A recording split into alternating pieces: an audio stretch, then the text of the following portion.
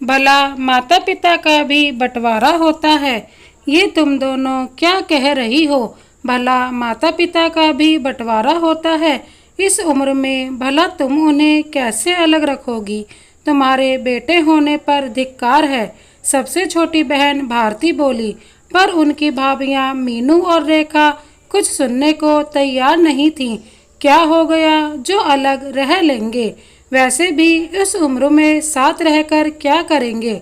अब तो बुढ़े हो गए हैं। सुनो जी, मैं दोनों का काम एक साथ नहीं कर सकती। घर में पहले से 2 बच्चे, फिर उस पर 2 बुढ़े, मेरी तो चटनी ही बन जाएगी। दोनों को अलग तरह का खाना खाना होता है। एक को डायबिटीज़ है, मीठा नहीं खाना है, तो तुम्हारे पिताजी को बहुत ज़्यादा मीठा खाना होता है। वैसे भी दोनों के हाथ पैर भी नहीं चलते हैं। जो थोड़ी बहुत मदद हो जाएगी, फिर सारा बोझ मैं ही अकेले क्यों झेलूं? रेखा एक को रखेगी और मैं दूसरे को। हम दोनों के नाम की पर्ची लिख लेते हैं।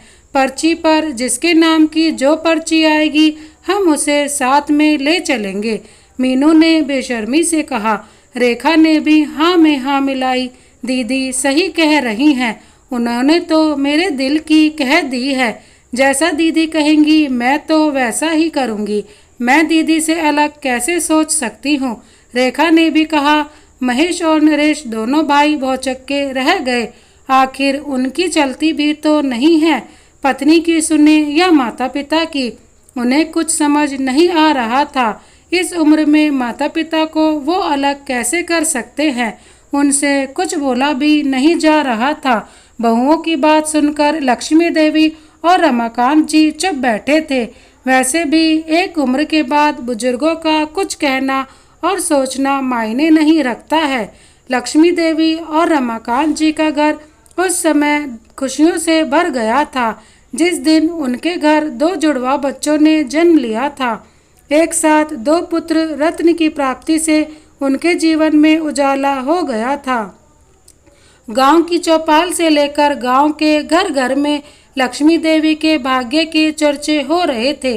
बड़ी जेठानी कल्याणी के 3 बेटियों के बाद भी उसने चौथी बेटी ही जनी थी और लक्ष्मी देवी ने एक साथ 2 बेटे जने हैं।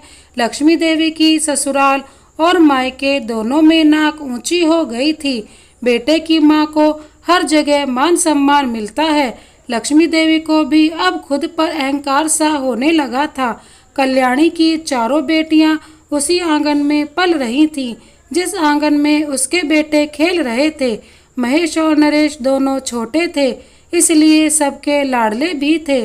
चारों बहनें भी उन पर जान छिड़कती थी, पर जब कल्याणी उन्हें लाड़ लड़ाने की कोशिश करती थी और गोदी में लेने की कोशिश करती थी तो उसकी सास उसे छीन लेती थी। इतना ही नहीं, बेटे का लाड़ करना है तो खुद क्यों ना बेटा जन लेती। जेठानी कल्याणी करवे घूंट पी लेती थी और कुछ ना कहती। घर के कामों का भार भी उस पर आ गया था। अब लक्ष्मी देवी आराम फरमाती थी तो सास उसे कुछ ना कहती। खानदान को 2 चिराग दिए हैं तो अब आराम ही करेगी। काम करने के लिए तू और तेरी 4 बेटियां हैं ना, फिर लक्ष्मी को काम करने की क्या जरूरत है? सास के आगे कल्याणी की एक न चलती थी और वो चुपचाप सारे काम कर लेती थी। महेश और नरेश भी अपनी माँ पर ही चले गए थे। दोनों भी घमंड के मारे समाते नहीं थे। बचपन में उनमें लड़का होने का दंभ आ गया था। लंबी चौड़ी खेती थी, घर में धन धान्य नहीं थी, इसलिए दोनों ज़्यादा पढ़ ना पाए थे और खेती के काम में लग गए थे। घर का चूल्हा चौका करते करते 4 बेटियां बड़ी हो गई, पर वो पढ़ाई में भी होशियार थी। सबसे बड़ी बेटी मीना पढ़ लिख कर स्कूल में टीचर बन गई। सबने उसका विरोध किया, बेटी की जात है, पढ़कर क्या करेगी। पर कल्याणी ने ठान रखा था कि वो अपनी 4 बेटियों को पढ़ाकर मानेगी। दादी अब बूढ़ी हो चली थी, उन्होंने बिस्तर पकड़ लिया था।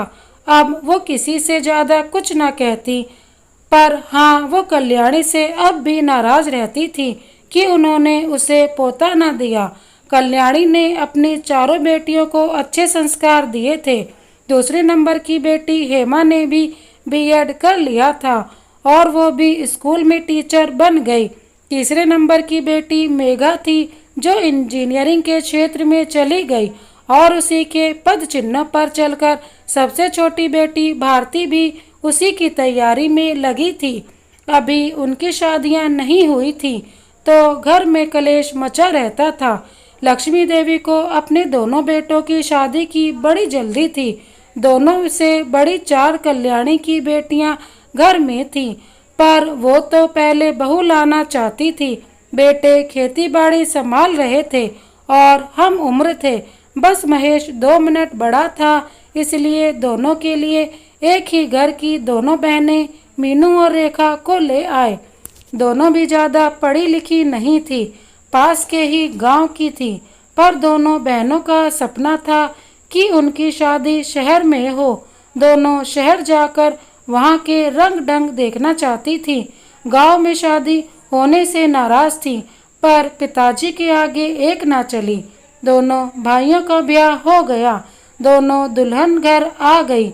कल्याणी की चारों बेटियां भी खुश थीं कि उनके 2 भाभियां हैं। अब वो दोनों उनके साथ बहनों की तरह रहेंगी, पर दोनों बहनें अपने में ही रहती और कोशिश करती कि चारों बहनें घर से जल्दी शादी करके चली जाएं। घर में दोनों को काम में हाथ बटाना पड़ता था।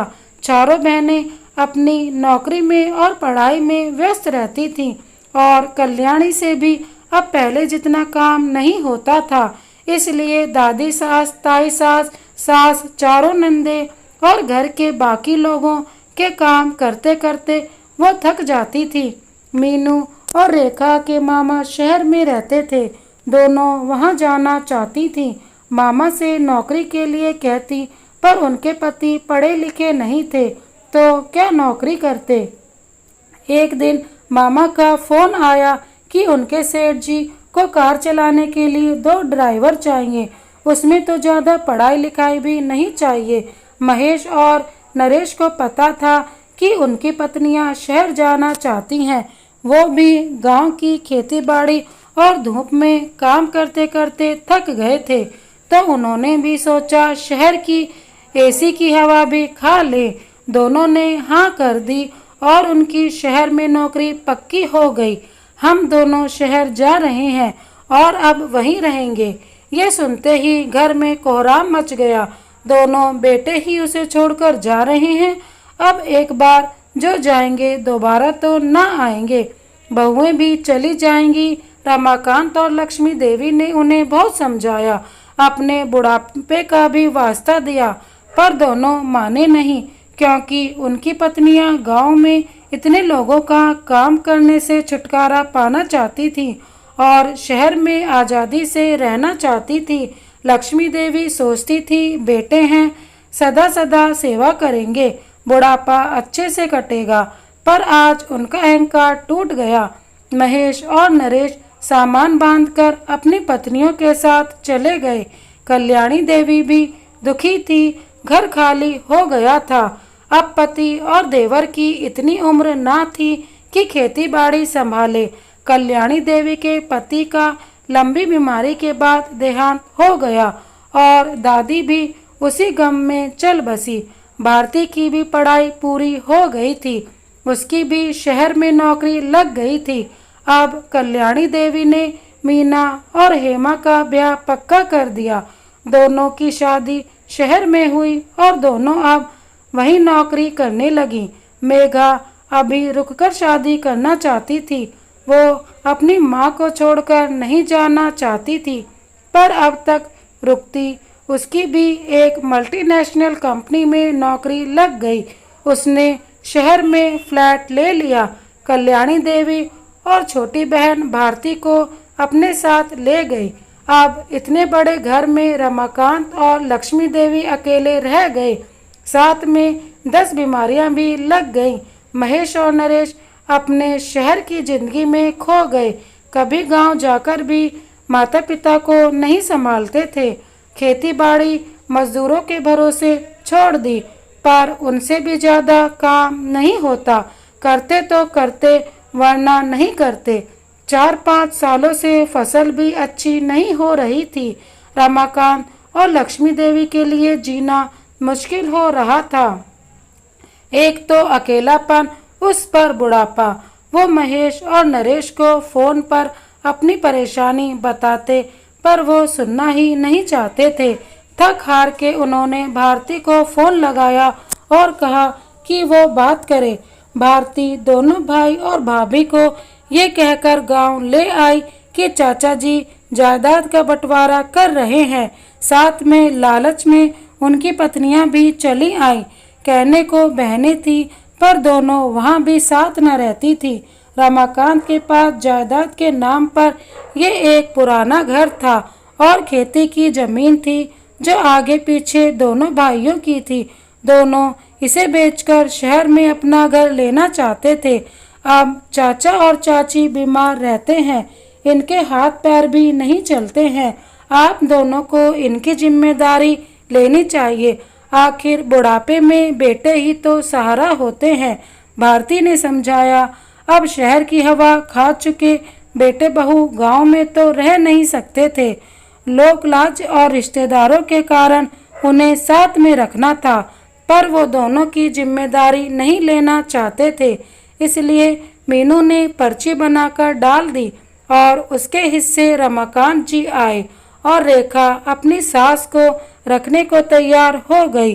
दोनों बेटे बहू की हरकतें देखकर अब लक्ष्मी देवी अपने भाग्य को कोसने लगी कि उसने किस घड़ी में इन नालायकों को जन्म दिया था।